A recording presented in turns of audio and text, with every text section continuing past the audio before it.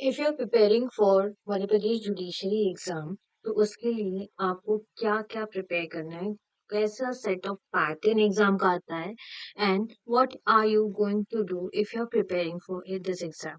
तो MP judiciary examination के लिए अगर आप पढ़ने जा रहे हैं, तो आपको सबसे पहले इसका फॉर्मेट पता होना बहुत इम्पोर्टेंट है। So what this particular examination consist of, अगर आप किसी भी जुडिशरी एग्जाम्स के लिए जा रहे हैं, तो उसका एक पैटर्न होता है। तो मध्य प्रदेश जुडिशरी एग्जामिनेशन पैटर्न क्या है, या स्ट्रैटेजी क्या है, प्लान क्या है, ये अकॉर्डिंगली 2001 या 2002 के लिए नहीं, 2024 के लिए नहीं, या 2025 के लिए नहीं, ये ओवरऑल जो एग्जामिनेशन पैटर्न है उसके बारे में आपसे डिस्कस कर रही हूँ। So let's start with our today's video that is based on the judiciary preparation. So basically यहाँ पे क्या होता है कि मध्य प्रदेश जुडिशरी एग्जाम के लिए आप प्रिपेयर कर रहे हो, तो you have to give, it is conducted on 3 stage. ये 3 स्टेजेस में होता है, प्रिलिमिनरी, मेंस एंड वाइवा। सबसे पहला स्टेज होता है कि आपको प्रिलिमिनरी एग्जामिनेशन क्लियर करना होता है, देन आप मूव करोगे मेंस के लिए।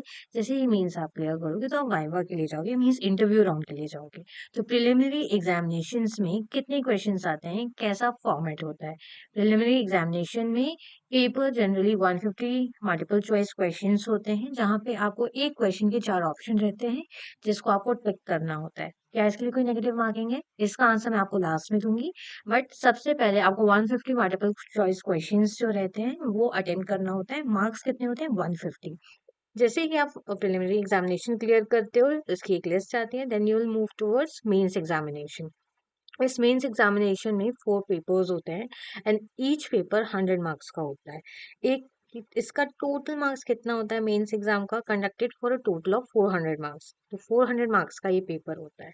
जैसे ही आप मेंस क्लियर करते हो, आप शॉर्ट लिस्ट होते हो, then you will go for viva voce, that is interview round.